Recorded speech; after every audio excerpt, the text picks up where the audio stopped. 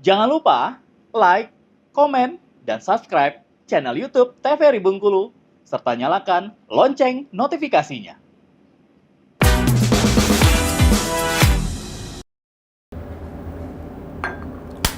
Halo pemirsa, bagaimana nih kabarnya hari ini? Semoga selalu dalam keadaan sehat walafiat dan tetap bersemangat. Hari ini jumpa lagi bersama aku, Ternova Fadini, tentunya dalam acara Opini Obrolan Pas di sini.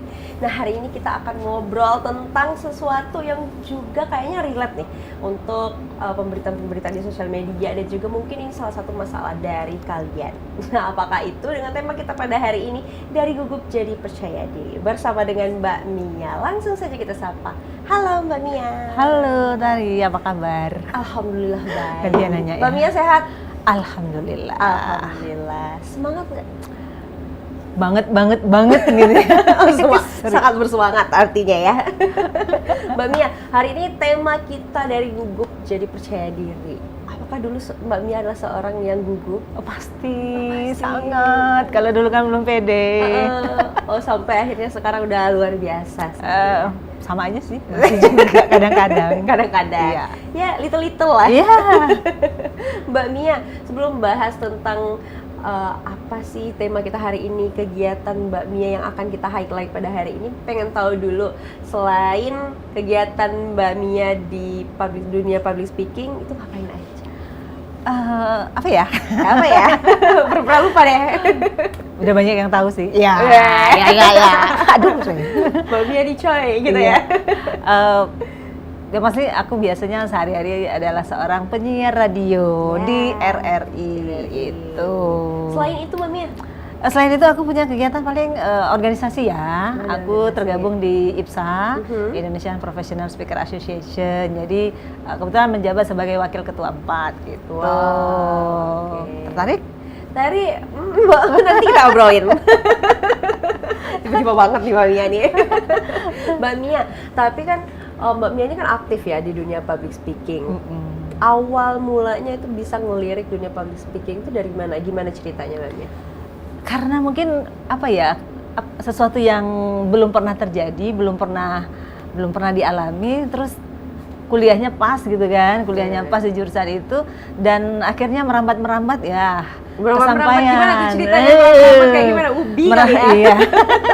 merambat karena kuliahnya kan jurnalistik dulu. Ya. Jurnalistik, terus pas ada hobi ngomong juga sih ya, hobi ngomong di kelas, hobi ngomong di depan orang. Jadi moderator. Terus nggak sengaja jadi MC juga. Kalau upacara kan sering tuh, jadi pembawa acara, protokol lah gitu-gitu awalnya kan. Kok enak, kok seru gitu kan. Jadi keterusan deh sampai sekarang. Begitu. Gitu. Nah, ini mengawali karir sebagai penyiar radionya kata Mbak Mia dari kuliah. Kuliah, iya. Nah, itu gimana bisa menghantarkan akhirnya menjadi seorang penyiar radio langsung ke RRI pula? Wis, pasti dulu masih zaman kuliah. Zaman kuliah itu ada namanya mata kuliahnya komunikasi siaran. Nah, kebetulan dosennya itu adalah dosen praktisi yang didatangkan dari RRI gitu. Jadi pas belajar tentang dunia radio kan ya, belajar di dunia radio, coba-coba tes suara gitu kan. Pas di tes suara, suara kamu oke gitu kan. Klik nih. Iya, suara RRI banget katanya gitu kan. Jadi udah dicoba-coba, dan kebetulan pada saat itu nggak lama setelah itu ya ada penerimaan gitu istilahnya. RRI Bengkulu bakal buka Pro 2 waktu itu. Pro 2 jadi dicari-carilah. Jadi kan banyak tuh yang daftar-daftar juga, diseleksi juga dari pusat waktu itu. Ada pelatihan selama kurang lebih 7 hari seminggu. Jadi pelatihan-pelatihan, setelah dapat pelajaran baru dites banget itu. Jadi belajar banget.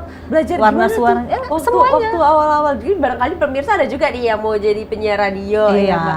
Gimana awal belajarnya itu apa-apa aja gitu Mbak? Udah lama banget ya, tahun kita balik lagi flashback. Iya, flashback. Kayaknya mungkin waktu itu tadi belum lahir ya.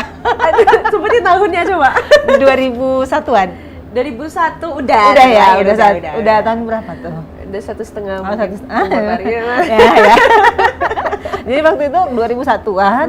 Jadi yang sudah daftar itu diseleksi lagi kan, istilahnya belajar dapat ilmu lah ya dari orang Jakarta, orang pusat, diajari gini, baca berita, artikulasi, intonasi, semuanya diajarin tuh. Ya, jadi setelah sudah belajar 1 minggu dapat ilmunya, dites lagi, lihat warna suaranya, kemudian dia bisa nggak membaca dengan baik dan benar, terus ritmenya, semuanya sih diituin, dilihat warna suara, oke cocok kayaknya ini pas gini, oke sudah masuk deh jadinya. Masuk deh. Jadi masuk 6 atau 7 orang deh yang masuk ya, istilahnya dari sekian orang. Jadi diterima cuma 6 atau 7 orang itu. Yang bertahan sampai sekarang? Yang bertahan sampai sekarang ada 3 orang. Wah, masih banyak juga dong. Masih ada. Udah lama soalnya kan. Udah senior. Ya. Ya gitu lah ya. Tapi kalau aku dengernya kayak belajar dulu, kalau dulu kan belajar siaran dulu, warna suara dan lain-lain. Kalau lihat di sekarang ini, di zaman sekarang kan enak Mbak. Maksudnya tinggal ketik aja apa yang mau dicari gitu, nanti keluar nih. Nah kalau dulu itu gimana Mbak? Belajarnya apa, memang harus nyimak banget radio dulu, dengerin radio banget dulu, dicatat atau gimana sistemnya? Ya sama, bener kata tadi. Kalau dulu kan apa ya, masyarakat kan pasti punya radio tuh di rumah masing-masing. Ya itu tadi salah satu karena hobi denger radio. Ih kayaknya keren ya denger penyiar radio ngomong gini-gini, suaranya ada di mana-mana gitu kan. Akhirnya belajar, oh gini caranya, oh gini cara ngomongnya, oh gini cara iramanya, intonasinya, artikulasinya harus jelas semua. Jadi itu tadi. Memang kalau zaman dulu kan internet susah ya. Iya. Nah, susah. Sekarang kan enak, tinggal ketik doang aku mau cari. Iya, gitu kan. makanya memang apa ya istilahnya dari nol sekali, nol sama sekali, akhirnya berisi dan mekar gitu, gitu kan. Sekarang diturunkanlah kepada kami semua. Iya. Bisa jadi yang ngetik sekarang tuh yang kita cari adalah senior ini, Mbak Mia mungkin salah satu ya. Saja. Mbak Mia, kalau dulu nih kan siaran radio katanya rame banget ya. Iya. Kalau dulu rame, atensinya banyak masuk. Kalau dulu awal-awal yang buat Mbak Mia juga tertarik nih ke dunia siaran radio itu siapa penyiar favoritnya waktu itu? Kalau inget nggak? Siapa ya? Kalau dulu kalau dengar suara ini loh, kayak voice over gitu ya, tuh kan. Kalau di TV kan, kalau di TV itu kan misalnya apa gitu kan, ih keren banget suaranya. Kan dulu kan belum ngerti tuh belum paham voice over apa gitu kan ya, narator apa belum paham. Jadi kan, tapi kok suka gitu kan ya. Setelah belajar, oh ini Sigit Kamseno, oh ini siapa gitu kan ya. Pokoknya kalau orang dulu tuh udah tahu lah nama-nama orang lama gitu kan ya pasti. Oh gitu. Jadi memang ada yang menginspirasi buat tertarik gitu ya, suaranya klik nih, bagus gitu. Bagus ya, karena memang suara bagus tuh kan nggak dibuat-buat ya, iya, betul, istilahnya. Natural gitu ya, bener. Jadi kan memang itu tadi. Kalau kita semakin kita asah, semakin kita belajar terus, ya insya Allah kita bakal ketemu sama warna suara kita. Kita harus gimana, itu biasanya akan cocok. Akan klik. Gitu. Tapi gimana waktu itu Mbak ngaturnya dari kuliah sama jadwal siaran waktu itu di RRI? Kalau dulu nggak susah sih ya, karena kan kalau zaman saya dulu kuliahnya kuliah sore, jadi kalau misalnya dapat kuliah sore minta yang pagi atau siang gitu. Oh gitu, jadi masih bisa diatur lah ya, iya. nyesuaiinnya. Cincai lah. Iya, tadi kalau kita bahas tentang gimana sih suasananya waktu siaran radio dulu sama sekarang itu gimana Mbak? Apalagi di RRI itu seperti apa? Jauh banget.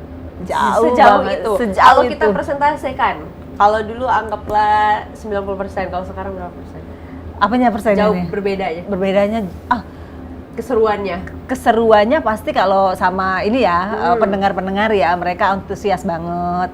Kemudian mereka rela dateng, kemudian mereka rela untuk ngasih hadiah, mereka ada rela makan siang gitu kali ya. Macem-macem pokoknya datang terus buat acara rame-rame, kumpul rame-rame gitu kan. Pokoknya mereka rela datang ke kantor untuk ketemu sama penyiar idolanya, atau mereka pokoknya kumpul bareng seminggu sekali pasti. Jadi kayak gitu ya. Ih, dulu kayak gitu. Rame tuh Mbak. Banget. Jadi kayak mereka datang nanti kumpul makan siang bareng gitu ya. Iya. Dan dari mana-mana. bukan dari kota Bengkulu aja ya, dari kabupaten, kadang dari luar provinsi, ada yang kayak gitu. Dari luar provinsi Bener, juga ada? iya bener, seru banget. Pokoknya telepon itu kan rajin banget. Ini kan gitu telepon iya, dulu kan. SMS kalau dulu masih jarang lah ya. Dulu atensi, mereka beli atensi, segepok gitu kan. Kalau dulu, Segepok berapa tuh kalau dulu? kalau dulu masih 500-an kalau nggak salah ya. 500-an. Kalau sekarang kira-kira 500-an tuh berapa duit, Mbak? Berapa ya? 5.000. Nggak nyampe kayaknya. Nggak nyampe? Nggak nyampe. Oh, oke. Kalau dulu 1.000 dapat 3 atau 1.000 dapat 4 gitu-gitu lah pokoknya ya, kurang oke, lebih. oke, Karena siap. masih worth it lah pokoknya ya, masih terjangkau lah waktu itu. Tapi kalau sekarang kan udah nggak ada lagi yang kayak gitu. Kan udah kayak gitu. dihilangkan kan? Bener. Udah berganti ke WhatsApp. Iya, makanya. Terus peralatan juga, kalau zaman dulu tuh kan kita masih pakai kaset. Oh iya. Ya kan, putar kalau sendiri. sekarang kalau sekarang kan serba canggih. Kalau dulu cari kaset pakai apa? Pensil itu diputer-puter atau susah kalau dulu. Kalau sekarang wah tinggal klik, tinggal cari. Tinggal cari aja apa mau Iya, hubungannya ya. bener. Udah keluar. Atau tapi kan kalau pendengar di rumah nggak tahu kita susahnya Iya, kita betul. ngepasin lagu, ngepasin ini.